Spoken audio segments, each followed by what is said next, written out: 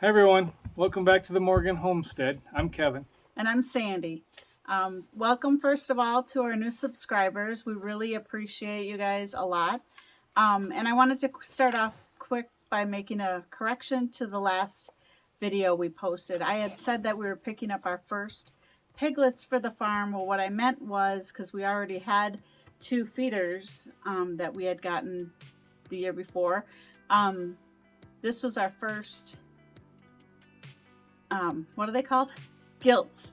Our first breeding gilts that we brought on the farm.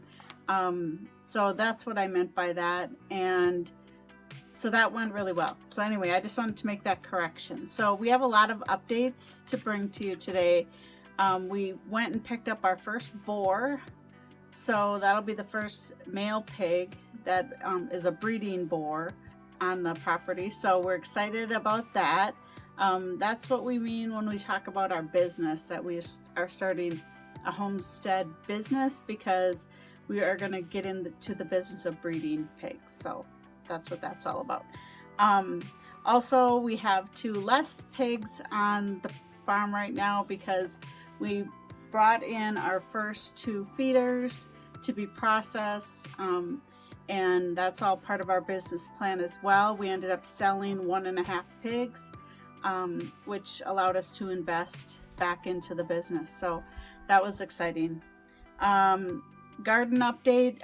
We're going to show you a little bit of the produce that we got out of our big garden, and how that went, and what I've been doing with all of the harvest, and a quick greenhouse update. And lastly, an update on the cabin stairs. That's going to be coming up soon. We haven't started that yet. Kevin will tell you about that. And then what's next on the farm. So yeah, the first thing we were going to talk about is getting our boar. Yeah, so we ended up getting our first boar, as she said, for breeding. He was about, I think, 8 weeks old or so when we picked him up. Smallest pig we've ever had. Yeah, he was smaller than the other ones that we ended the previous pigs we got, but yeah. But he's a strong little pig. I mean, we ended up picking up him and then a pen mate for him, a feeder pig, so that he has somebody to hang out with until we put him in with the girls, probably in February or so. We'll do that. But we ended up naming him Zeus. He's the smaller of the 2 that we'll show you here. He's got a kind of a lightning bolt on his side. The other one, which is a feeder, he's got a white face, and we're just calling him Pale Face for now. But he will be a feeder for us here probably in about 8-10 months. Yeah, Zeus is pretty cute, I think, and he's got quite the personality. Like Kevin said, he's really strong, and he's smaller, but he pushes his way around. And yeah, he doesn't take anything from the bigger feeder pig at all. He'll fight back. No. And he's already, right away at day 1, he was flirting with the girls. So that was kind of funny. Yeah, he kind of struts a little bit when the girls are around. It's kind of fun to watch. He's just little and he's strutting around. But anyway, this is a little bit of how that went, the pickup, and them 2 in their paddock. Hi. Couple of noisy little guys.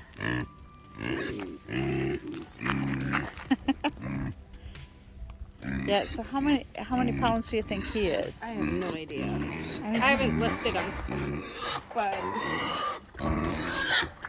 oh my goodness, they're upset. So How old is he now? that one? Yeah. He's gonna be pretty close to 8 weeks. Yeah. Let me look here.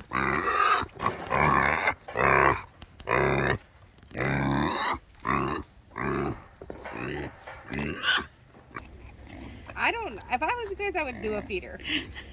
You know what I mean? They do not like being alone. Yeah, They don't do well with it. Sort of have the barrel be a little bit bigger. Yeah. Because in the past we've put littler barrels in with our new boars, and it's hard on them. What is he doing? That's a boy, you goofball.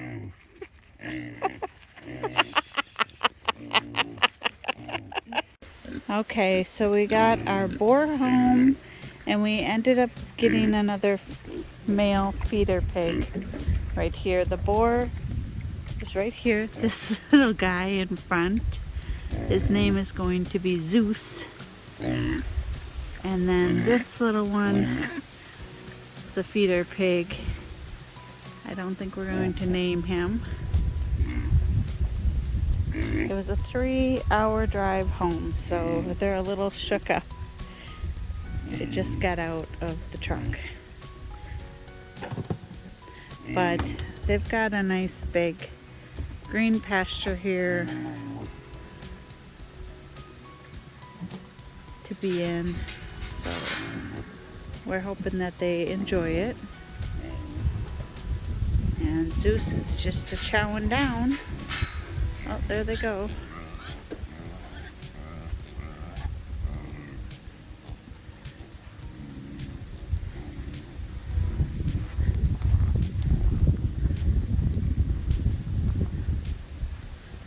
Aww.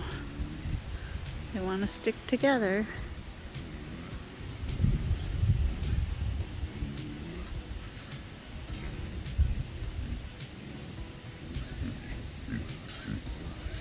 Checking it all out.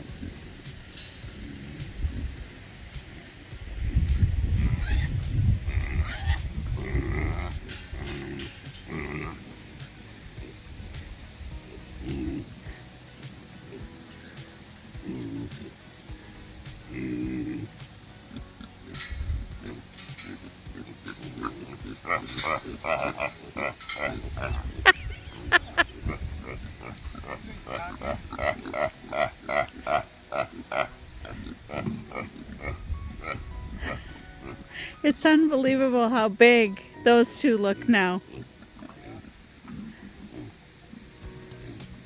So we have small, medium, and large pigs.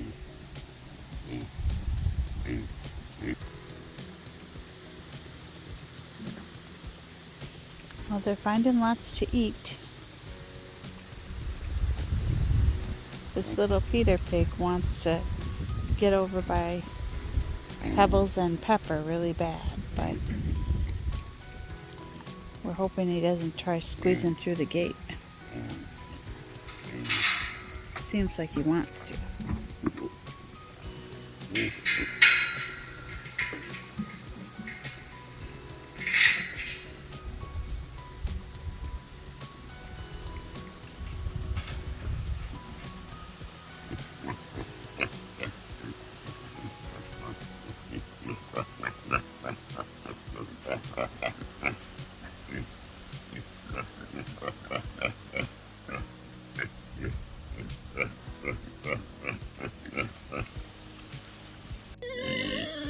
Well, first night together on the new farm, huh?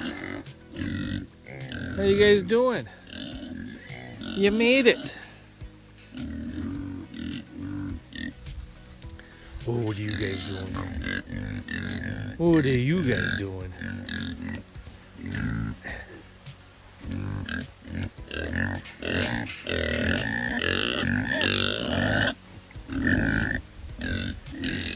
Rosie and Crispy, how you doing? Rosie had a bad leg the last couple days. Looks like she's doing better now.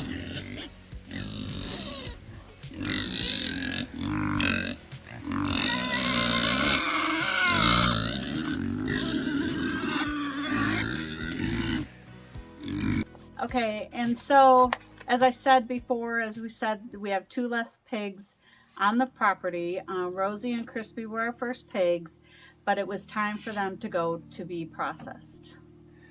Yeah, it was a difficult day. So we had to get them loaded into a trailer and then trailer them to the processor. And I ended up putting the trailer out there a few days prior and then putting their food and water in it to try to get them to go in there to get their food and water. Well, Crispy, the male, would go in and out all the time, eating, drinking, no problem. But Rosie would not go into the trailer. So the day came where we had to get him in the trailer and I had to take him in. And it was tough getting her in the trailer. There was a big process. I ended up having the neighbor come over. My dad helped. with the tractor, and we ended up getting them pushed into the trailer. And of course, this whole time, Crispy, prior to this, would go in and out, not a problem. But as soon as we wanted him to go in there, and we were trying to get Rosie to go, he would not go in there. So trying to get those two into the trailer and getting them to the processor on time was pretty difficult. Yeah, and I mean, frustrating. We learned a lot, and we also learned from our neighbor who came over to help that you can have them come out to the property and dispatch the animals, and then they'll just take them to the processor. Yeah, for an extra fee that they will do that. And that's something that we'll probably look into in the future if it continues to be harder to do. I got to talk to the processor and see how all that goes. I'm not sure how that works yet, so that's something we're going to look into, though. Yeah, I mean, I'm not going to say it was an easy day. We really appreciated and loved those two animals. We gave them a great life. I'm getting emotional.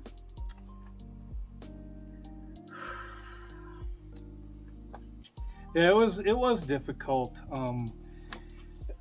Sandy didn't have to go through all the trouble of trying to get them in the trailer, so I was pretty frustrated and ready for them to leave. But in the beginning, yeah, I was a little worried about how I was going to feel about that. It all worked out. Yeah, I mean, they were our first pigs. They had a great life here. We gave them lots of love. They had a beautiful place to live, and that was the whole purpose. The reason that we got into this is to raise our own meat on the property and know where it came from. And we've already had some of that, and it's really good. And I can, we're farmers, so we have to be able to handle that. And I think it was just I got kind of emotionally attached, even though I didn't spend as much time with them as Kevin. But that's what we're in this business for. So we are very thankful to Rosie and Crispy, and we say goodbye to them with this little montage.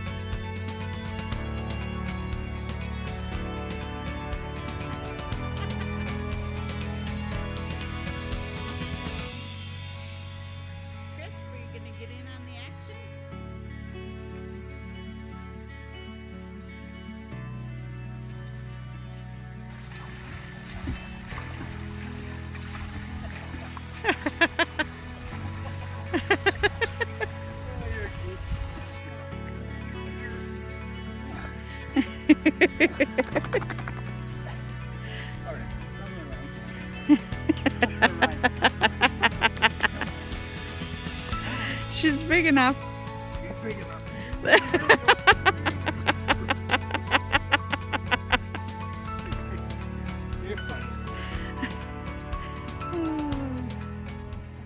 Okay, so on to our big garden. We did have a big garden. I had shown you our greenhouse a couple times this year, but didn't really show our big garden. I mean, we made some changes this year.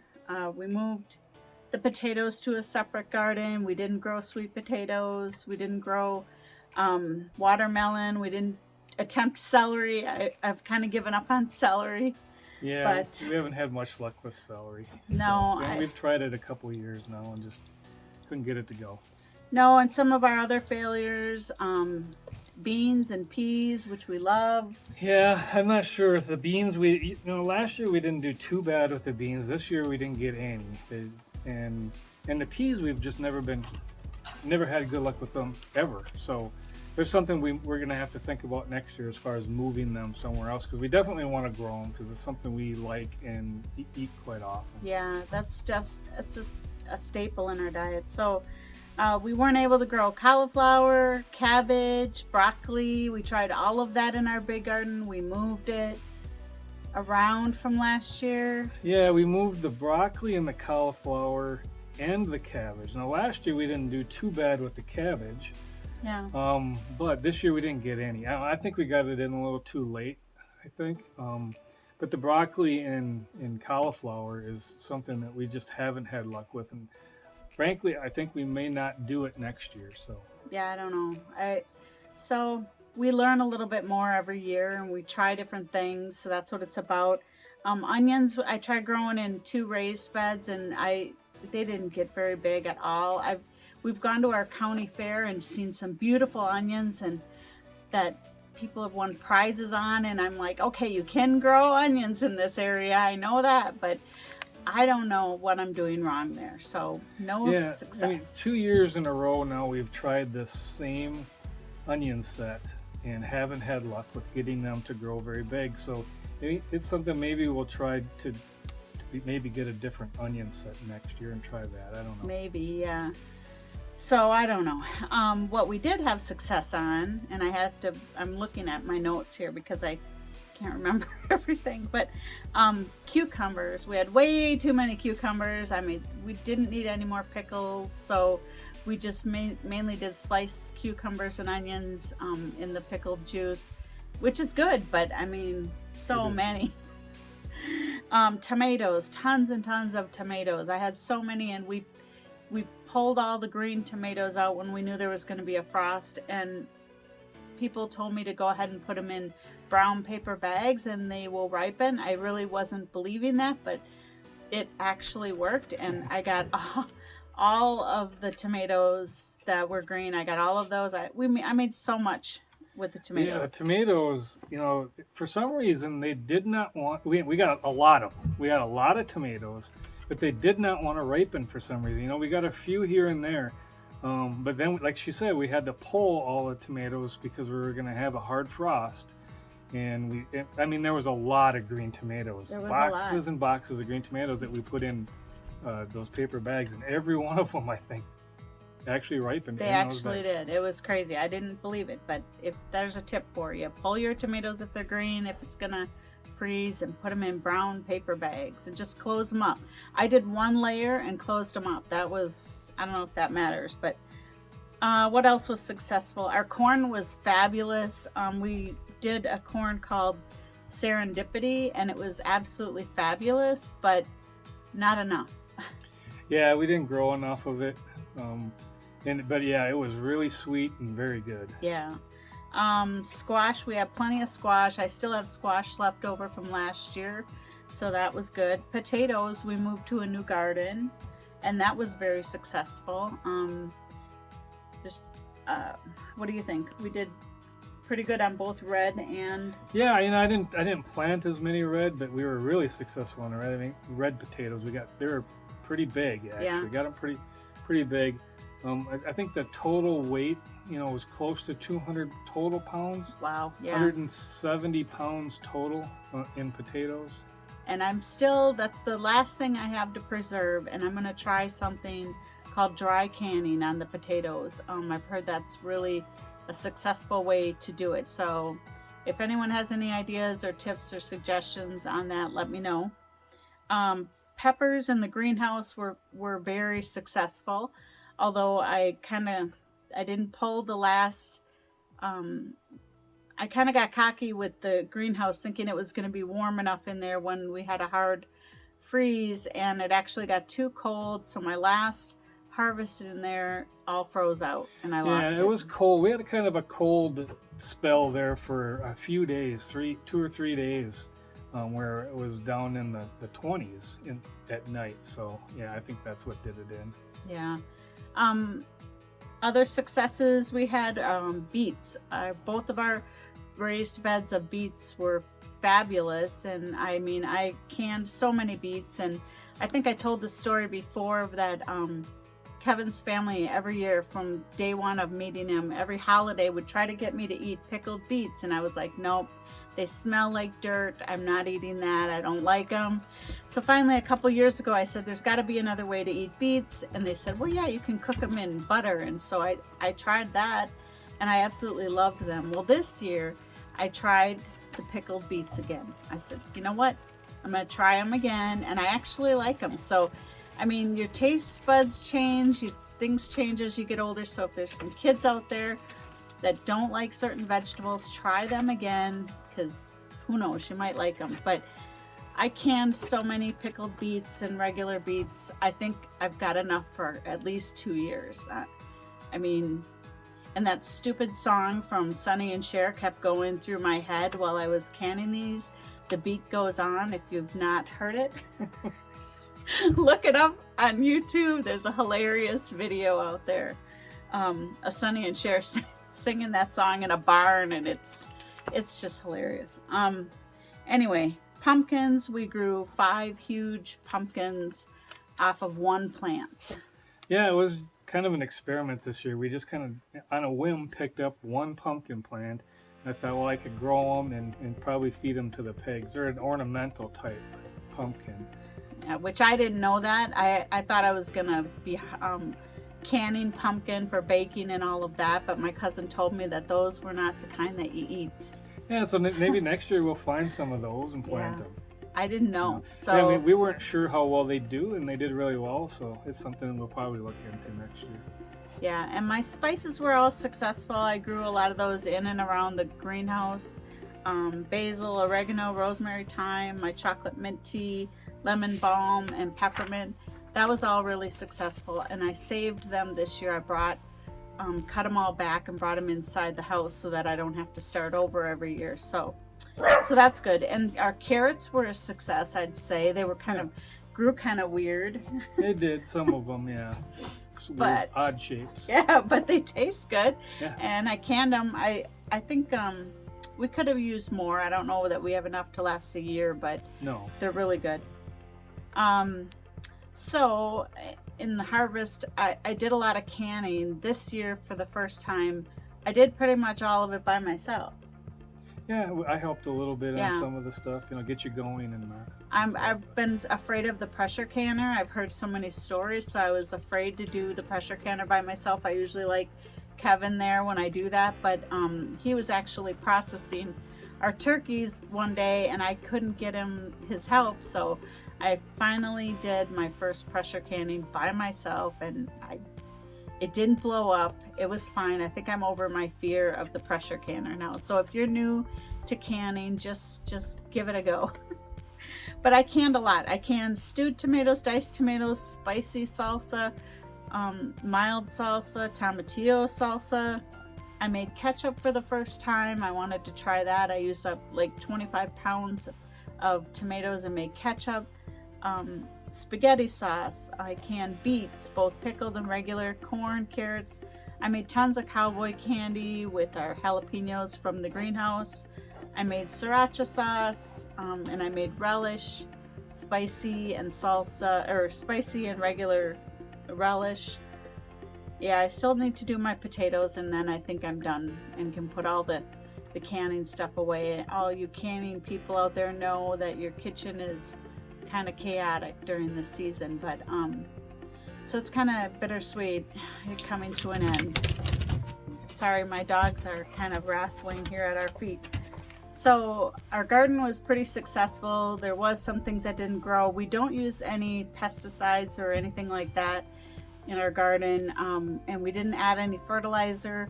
I think this year I've been saving all of my eggshells and my coffee grounds, and I'm making up kind of an organic fertilizer using those, and I'll show you here how I preserve those and get them ready for the garden.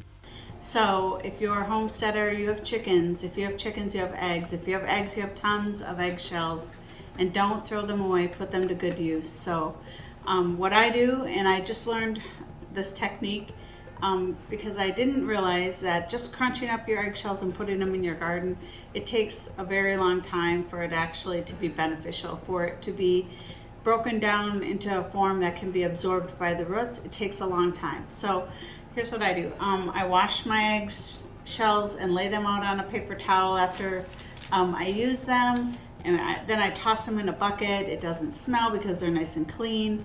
Once I get a nice bucket full, I'll just pour them out onto a cookie sheet and just kind of flatten them out real well. I'll spend some time arranging those and flattening them out. Maybe I have too many on this cookie sheet, but then cook them in the oven at 180 for 3 hours. And then when they come out, let them cool. And after they've cooled, I put them into a blender. I use my Ninja and I just pulverize them, turns them into a real fine dust. Now this is, you can till this into your garden. There's getting some dust from that. You can till this into your garden and it's going to be broken down a lot faster and be able to be absorbed by the roots of the plant. You can also, a lot faster. So adding calcium, sprinkling it around your tomato plants can help prevent blossom end rot. So that's another good use for it. But yeah, it adds nutrients to the soil. It's good, and why not use up these eggshells? We know we have a gazillion of them. You can also put them in your compost, of course, but if you want to do this, I think it's a pretty simple method. So something I'm doing to help add nutrients to the garden is I'm saving my coffee grounds every day. So I put them out on a paper towel and I kind of squeeze out the excess water, and then I put them in one of these tin pans, pie pans, and right now I'm setting it on top of our wood stove because we have it on, but otherwise I would set it just on, like right now I have a table set up in front of the a window in front of the window if it's a nice sunny day, and I just let them dry. And then the next day I just add the dry coffee grounds to a container. And once I have a full container of coffee grounds that are dry, go ahead and put them out on a cookie sheet. They go in the oven at 180 for 3 hours. And that's it. Once they're done, I put them in a container and I'm going to add them to the garden next year. And last but not least, I think Kevin's going to give an update quick on the cabin stairs. Yeah, so we have started the process. We've got a few steps done, and all the materials are now on site. So now it's just a matter of starting building everything. I got to build a platform, and then my brother-in-law is going to come out and help me actually assemble everything and get it all put up.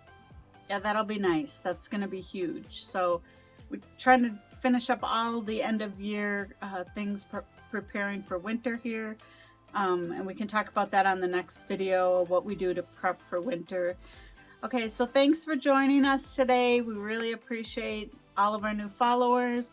Please subscribe if you haven't already. We have a lot of exciting stuff coming up.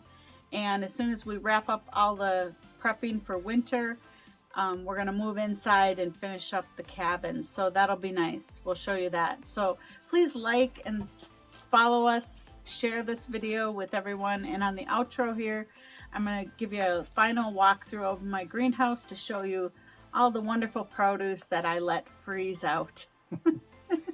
Bye for now. Bye for now. Okay, it is now October 11th, and I just wanted to show you what I kind of do when I'm winding up the greenhouse. I go through and you'll see all this stuff on the floor here. I'm pulling and cutting off all the large leaves and even any of the branches that don't have fruit growing on them, so that the plant can focus on finishing off all the fruit that it currently has. And the nice benefit to that is you're able to see what you actually have growing on these. So I have a lot of jalapenos here. I'm going to let them continue to grow a little bit. And then this plant here is called Purple Beauty, and I I really didn't know I had this many on here until I started cutting back and removing a lot of the leaves, but there's quite a few on there, and I'm just gonna let them go just a little longer. And then as I started cutting through on this plant, this one is called Cubanale. It's a sweet pepper. I didn't even know this red one was back there, and there's some big ones growing in the back here. I hope you can see those. They're just huge. And there's more in the middle here. Let me pan out a little bit. They're just huge. I didn't even know these guys were down here. There's one back here. I mean, it's probably 5-6 inches long. So, and another one down there. I didn't know. And then this one here is chili pie, and I have a lot of those turning red, so I'll be able to harvest those now. And then I have a lot of California Wonder peppers. These are like a green pepper, red pepper, whatever you want to call it, that are ready to be harvested when you come right in. So it's fun to see them turn nice and red like that. And yeah, I'm able to see my other peppers much more clear. They just pop right out. I still have some thinning to do here, but you do want to leave some leaves on the plants so that for photosynthesis. And if you don't know what that is, kids, stay in school. So yeah, I didn't leave a lot on these plants here, but you can see there's still quite a few peppers to harvest. But soon I'll be wrapping up the greenhouse for the season.